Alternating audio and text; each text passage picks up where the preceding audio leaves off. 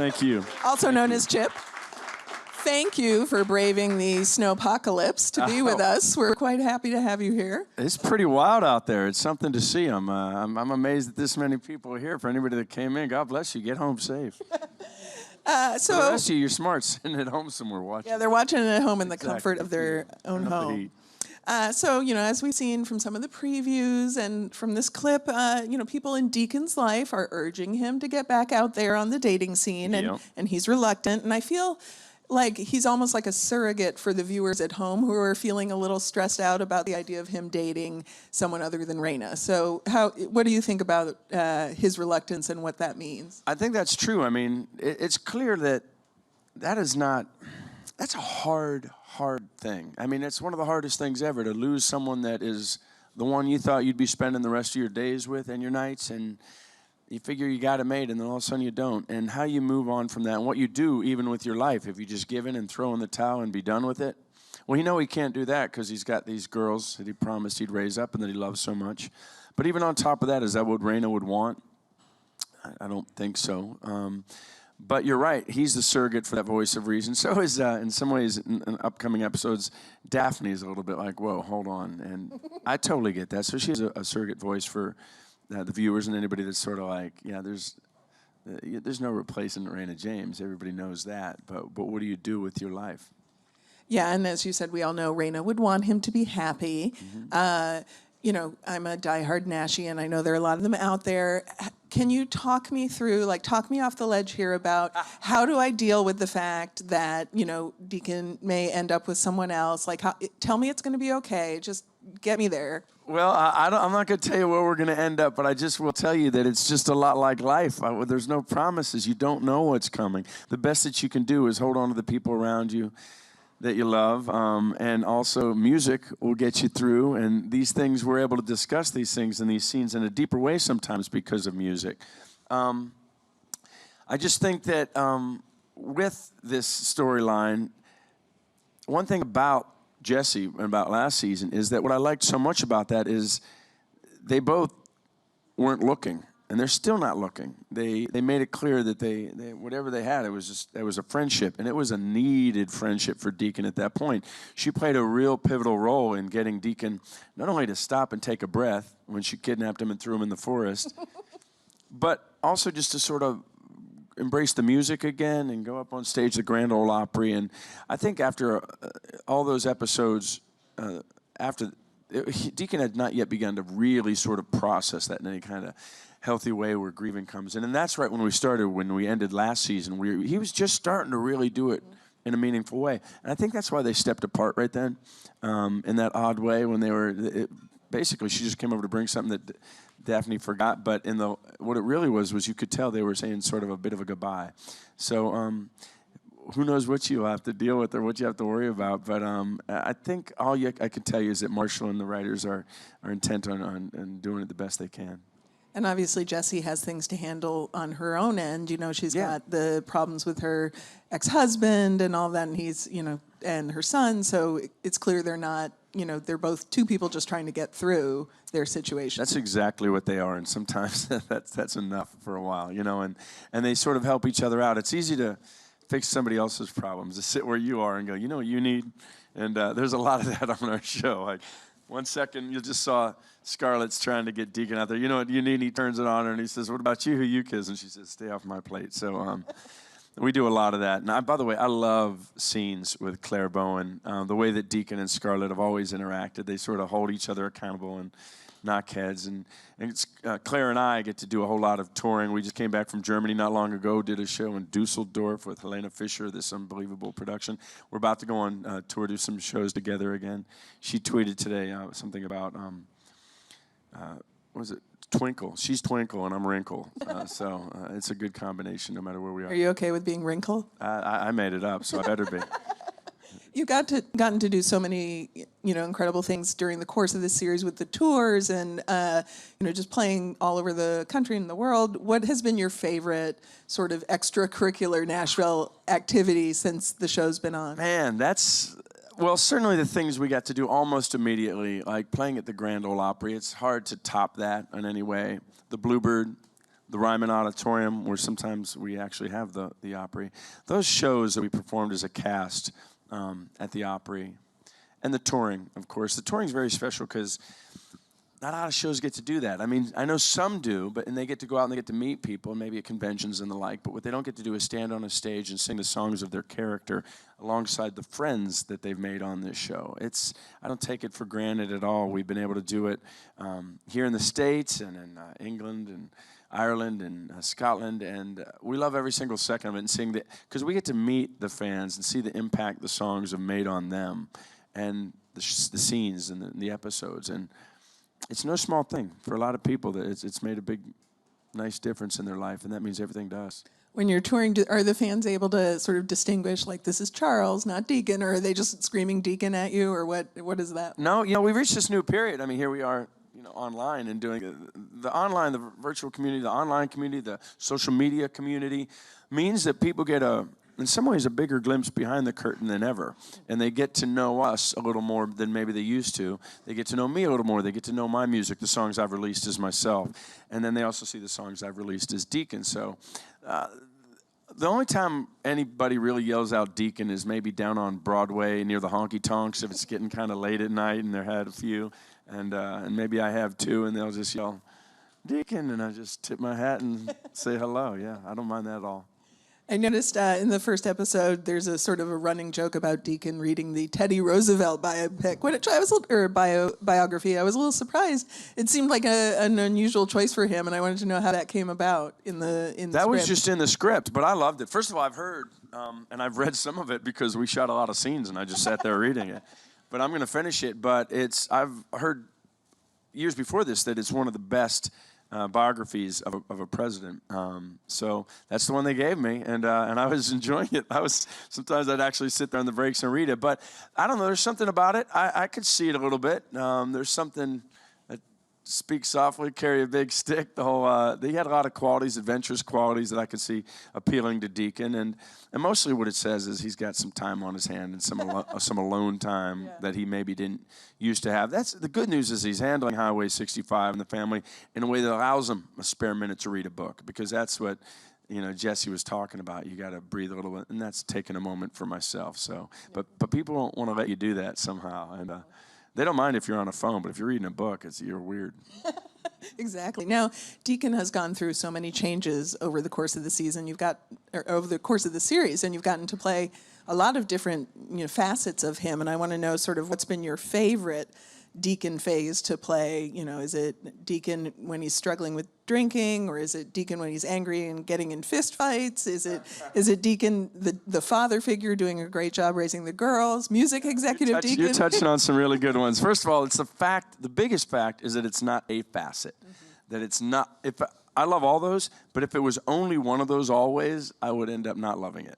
If I was only ever getting drunk and smashing guitars, and I'd get over it before y'all did, and it would be quick. If it was just dealing with the kids, we'd see enough of that. So it's the fact that I get to do it all, and I have been able to change over the years. I think one thing that I did like a lot, I like very much the early scenes of Deacon learning that he had a daughter and trying to bring that on board. That was a major pivot for him, because before that you could be the wild, reckless, troublesome, forgive me, pardon me. See, reckless. Right. I'm smashing mugs up in here. You don't know what'll happen next. And you can be that somehow if you don't got the kids at home, but you find out you got a daughter all of a sudden, it makes you step up a little bit. And him learning, I got 3 kids, and I didn't have to hit the ground running. We learned as they did. They were little babies. You start off, and for Deacon, it was like, she's a teenager. Here we are. Here we go. And that was always real special for me. The scenes with Connie early on, discovering this relationship, that kind of chemistry and where we went with it, those were always great. But yeah, it was fun to have a bust up. I did not mind knocking Luke Wheeler to the ground and saying "Wheels up, jackass" or any of that. That's a lot of fun. Or I believe you punched her previous husband too, Connie's or Rayna's previous husband. Oh yeah. As well. Well, that's the cool thing is Mayor Teddy. Teddy, yes. Eric Close and I have been friends for years and years and years. We were in the same acting class when we went out to L.A., and we'd see each other now and again. We seemed to bump into each other at Halloween when everybody was trick-or-treating with the families. We'd see each other, and we kept always thinking, man, I'd love to work with that guy someday, because that is a good dude, great actor, very nice guy. So because we were friends, we sort of got to lay into each other even harder. We went at it when we fought. That one right out on the city courthouse steps, or out on the grass, out on the lawn there. Next day we called each other. Like, you hurting? Yeah, I'm hurting. Yeah, okay, yeah. But it was because we knew we could trust each other and really go at it. But yeah, you better believe it. That's fun. And Deacon having to deal with these daughters, these young girls who are both at very pivotal and difficult stages in their life. What from being a parent yourself, what kind of did you bring to that? As you said, you didn't get thrown into it the way he did, but dealing with, the moods of a little, a teen girl or a preteen girl. I think I learned that, first of all, in any acting, I learned early, and it was something that really stuck with me. You need to change your colors a lot. You need to change your tactics. You need to change, it was somebody said, authentic emotion travels. You come at it different ways. I like that. It's like having a toolkit. You can't just come with the hammer always. And Deacon, maybe early on, would just come with the hammer. I liked over time learning where to use humor, learning where to calm yourself a little bit, and learning, all right, you know what? Let me get the hammer. Yeah.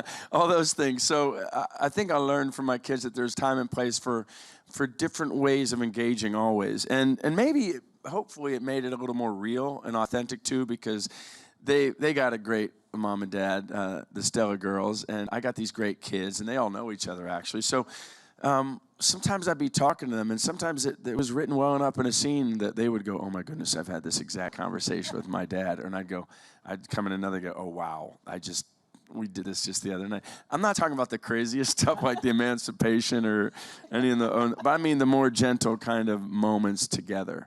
I like how Deacon will sometimes just admit he doesn't know what to do. He's very open about the fact that he's still learning about how to raise these girls. Yeah, I find that's very disarming. It works when you said it, because people are so used to, I'm doing this and I know what. Second you go, look, I'm doing the best I can and I don't know whatever. That is a way in there. And plus it's just true. He has no way of pretending that he knows what he's doing. He's messed it up so much. But he's getting there slowly but surely, I think. So Nashville has been a show that's dealt with a lot of obstacles from the beginning. There was a showrunner change early on, and then, of course, it was temporarily canceled, and much to everyone's dismay. But all through it, you've had this dedicated core fan group that really has stayed with it and loved it. What do you think it is about the show that really has kept people connected this whole time? Wow, it's hard to say, because it's like, what do you love about a person? His ears. It's never that. It's all that makes them up. And individually, I'm sure it attracts and brings people in different ways. I think a lot of it was what it drew me in that early episode, that first pilot episode. The script itself drew me in. When they shot it, it really drew me in. When I watched these castmates of mine, we're incredible actors and actresses, and just they're singing these songs. And of course, the music brought up. So the great thing about Nashville, there's always different ways to bring people onto the train, and it's a hard train to get off. I will say that for anybody that's jumped on, they seem to stay with us through thick and thin, and we've had some of both. Believe me, we know what it means to lose Rayna James in this show, and to lose the great Connie Britton. And we appreciate everybody that stayed the course and is watching us as we try to deal with what that means to us and to our characters. I think there's something about, look, we've always been able to do the big, flashy kind of soap opera moments and the big dramatic. People on our show have fallen off of buildings. There's been some pig's blood involved. Different things like that, all the craziest scripts. And we could do that with the best of them, but I think where we really grab people is in those quieter, more still moments of connection between two people. And maybe they're not even talking, maybe they're just looking, maybe they're singing, maybe one of them's singing, the other one's just looking. It's always that come together moment, because that's the final thing, is that one secret of Nashville, if you watch, is nobody ever ends up being truly alone. They think they're alone for a little bit, and when they are, somebody comes alongside and helps them up and helps them stand up. And I think there's something that's appealing to people in that. And in any event, I know this, that whatever brought them, now there's a sense of community between Nashies. that will outlive the shooting and the live airing of the show. I think it will. I know so many people that have made so many friends on social media and in real life, and that's really cool to me. That's really something special. And whatever will be in terms of binge watching or watching again, the coolest thing about our show is the music will always be right there at your fingertips. And for shows you love, you sometimes have to go back and watch it and really commit a lot of time to sit down. And I pray people will do that again and again eventually with our show. But along the way, there's the music, there's the songs, and we get to sing them and play them as well. Yeah. You've talked before about being on the, quote, "they might make you take your shirt off on television next week" diet. I'm wondering if this is diet. I'm wondering if that's something you've been dealing with this season as well. Well, actually, I should have been dealing with it, but I have not. I don't believe that happens in the upcoming episode. Some of you are relieved. But what happened is we stopped shooting in the middle of episode 8. And so when we go back, we're finishing up with 8. And I will admit I've enjoyed my holiday. So you might see Deacon weight go up and down from moment to moment, up and down. And now I'm going to try to watch what I eat until we have a couple more, about a week or I have no idea how long we have. Plus, I have no idea if we're going to get out of New York City. But I think we will. We'll make our way back down to Nashville. But yeah, that is a very effective way to watch what you eat. But I haven't been too careful with that. I love Christmas food too much. Yeah, it's a tough season to be watching what you eat. I mean, the pies alone. And for there's such a camaraderie with the cast off screen as well. Who's sort of your go-to? Like, do you have a best friend that you hang the most with, or who's your buddy? Well, I miss Eric. Eric was that guy because we went way back together. And I miss Connie. Connie was my buddy, and we did so many scenes together, and she's hilarious and fun. But I will say that I have a great relationship with everybody. We're just so lucky. We all get along so well. Jonathan Jackson and I bonded early. We both have families, and that we would end up doing things together. And he's just really one of the most remarkable men I know. So he's one. And then those Stella girls are my buddies too, and we have a ball. We have an absolute blast. Even in scenes where it's hard, we breathe and laugh together in between scenes and try to hold it all together. That's good, because there's some intense scenes with the girls. Yeah, Maddie. Yeah, no doubt. Yeah. Is there anyone who's the most like a practical joker or a joker on set? We have some crew members that are really great practical jokers. I think I told this before, but there would be a time where around the holiday seasons before Christmas came, Connie would be, as you do as an actor now, like you're in between scenes, you have a moment, you go to your phone and see if you have any business to do with, or everybody's okay at home, so Connie was on her phone just doing like this. And one of them on each side was dressed with Santa hats and like stockings and a sign that says "Merry Christmas." And they jumped up alongside of her like that and took a picture. She didn't even know she was in the picture. And they used that as their Christmas card. So there's a lot of fun stuff there. And we do have, there was one time where Maddie, it was Daphne, had done, they had helped Daphne do a very big project. It was like a log cabin fortress, and they made a fake one, some of the guys in the crew, because the prop guy had worked on it forever. And so somebody had another one, and I pretended to drop it and smash it just to see if he didn't give us any reaction on it. He was too chill. He was like, "Oh, we'll fix it." And I was like, "Oh, man, that was come on." So that'll tell you something. That's my big story, and that wasn't... So I have one unrelated to Deacon question, but it is about Nashville. I need to know what is happening this season with Gunner's hair. He's got the blonde tips. I just don't understand it. Can you shed some light on that? Well, I think since Connie left and that amazing hair is not with us anymore, I think Sam's trying to pick up the slack somehow. Whether it's working or not, I don't know. That's up for you guys to judge. I think he looks great. I grew up in the 80s, I was in college in the 80s and right after college, and so he took me back a little bit there. You're not a fan? It's very Flock of Seagulls. I just was surprised. Was it his decision? Is it part of the character? It seemed You know what weird. I think he did it over the summer. And he liked it. He was sometimes when you're playing a character, you want to go and do this thing that makes you're a little bit different than your character. Take it off for a second, and he did that. And he knew I had plenty of time to let it grow and to put it back the color it was. And when they came back, the thing is, if you remember, Gunnar right now is going through a major change. So I think they thought, you know what? If it's the end of Scarlett and Gunnar right now, if they're going through this split and it's a true change, he might do something like that, you know? It's like his pre-midlife crisis, quarter life. Before we go to audience questions, is there anything else you can tease about this upcoming season for for Deacon or for any of the characters that he's... I would say there are some very unexpected moments. Sometimes it seems like people know what's happening with Deacon and his love life and if he's ending up with somebody or anything.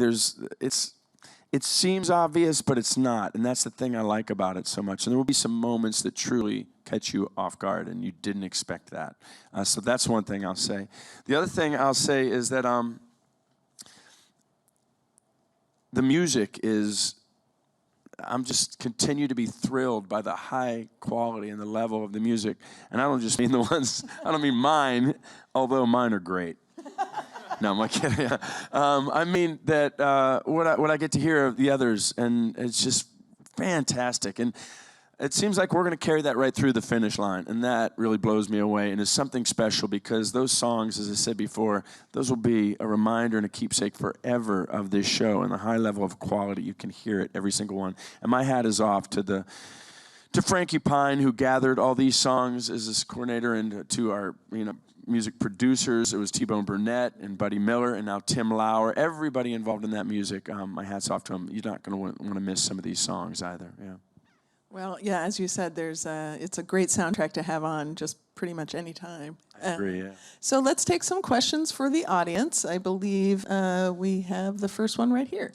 So our first online question is from Holly, and she would like to know, what were your thoughts and feelings when Callie gathered everyone together to share the news that Season 6 would be the last for Nashville?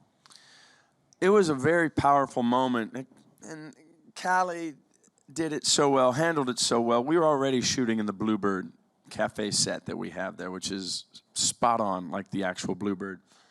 And she gathered everybody. Most of us were already there. A lot of us were, but there were crew members that were from all. It's a big, big area where our stages are. So people came from all over, packed in there. It looked like a full night at the Bluebird, but what it really was her gathering this family of cast and crew to say, well, we got the word, and this season 6, this is going to be our last. And I felt immediately my heart went out for everybody that was sitting around. I wanted everybody to be okay. I wanted to make sure the girls were okay. This is a family that they've known since they were little. I wanted to make sure, checking out all the crew members were okay.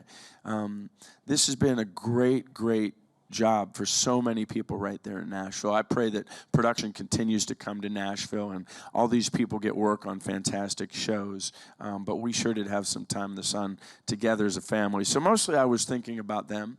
I was looking at Callie and at the love and the emotion she had in her heart for this thing that she had created and these characters that she had birthed as a writer. Michael Lohman is our DP, our director of photographer. He's there so often, and he's put in so many hours. I was looking at him as well. It was the people around me, and the fact it was moving me that we were in the Bluebird and how appropriate that was. There's always little magical things about Nashville along the way that worked out perfectly. I honestly think the fact that we were let go at ABC and got picked up at CMT ended up being a meant-to-be thing. We got to just do it that CMT way for a little bit. There's been so many things like that. This felt to me like one of them. It's bittersweet to me. It's bitter that we're finishing. I know that all good things must come to an end. It's sweet to me that we got to finish and tell each other in that way, and that we're going to get to finish in a way now with our diehard Nashies hanging with us right to the end to see how we bring this thing to a close. And when we're done, there it is, and there it always will be. And I'm just grateful mostly. I believe we have a second question. Hey. Hi. I was wondering how playing Deacon might have changed your approach to songwriting and guitar playing. Oh, that's a fantastic question. It really changed a lot of that.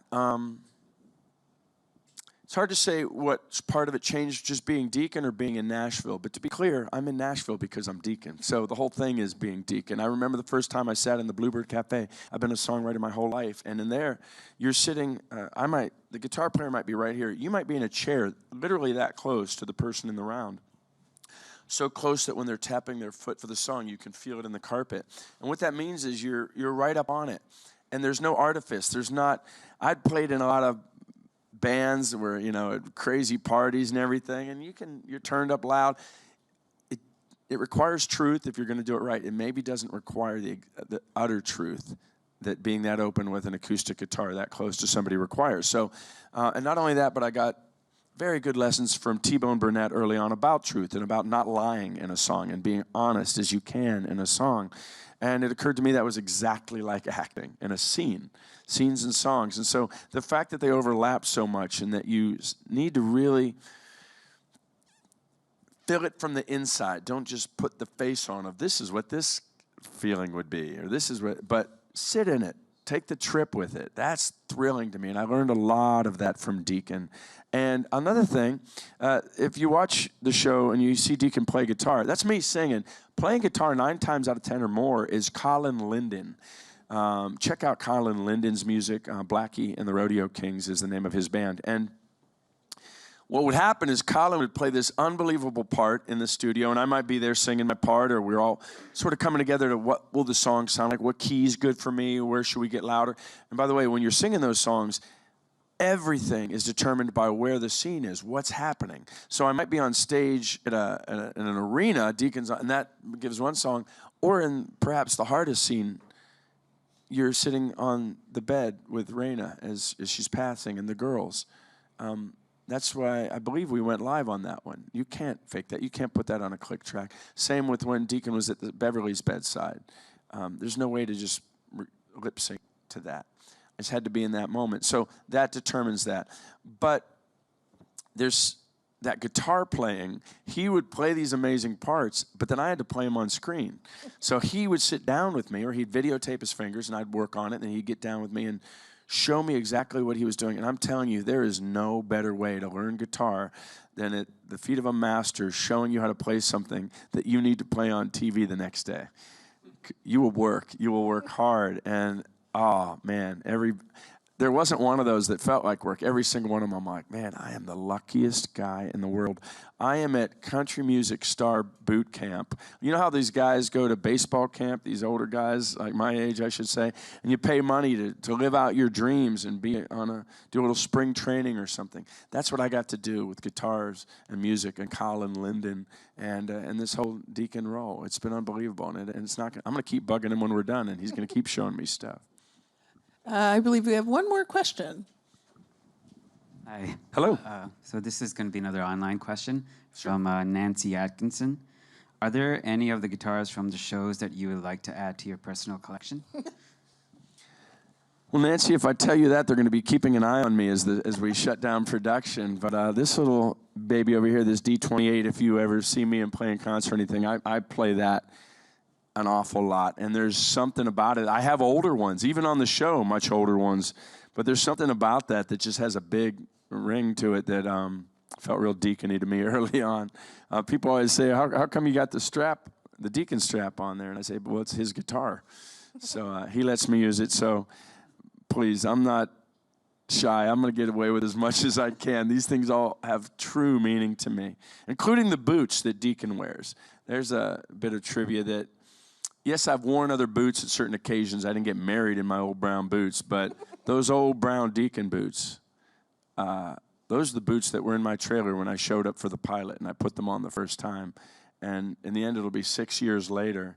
I think I had to get them resold at least once, maybe twice. But, yeah, I put those things on. I feel like Deacon for sure. There's just something about them. They're old, they're beat up, they're weathered and leathered, but so's Deacon. So you've been every Friday for 54 weeks, I believe. Every single Friday you've been releasing a new song online, which is an amazing thing. And I'm wondering if you might be interested in playing one of those for us? I would love to. Do you want? How many do you want? You want one song? What did they say? I believe one or. I can do. What was the free. number? Okay. I'll do a couple. How about that? 2. Yeah. Is that all right? Yeah. Okay, perfect. So Yeah, great. Thank you so much. So I will give the stage to Mr. Charles Esten. Thank you very much. Appreciate you.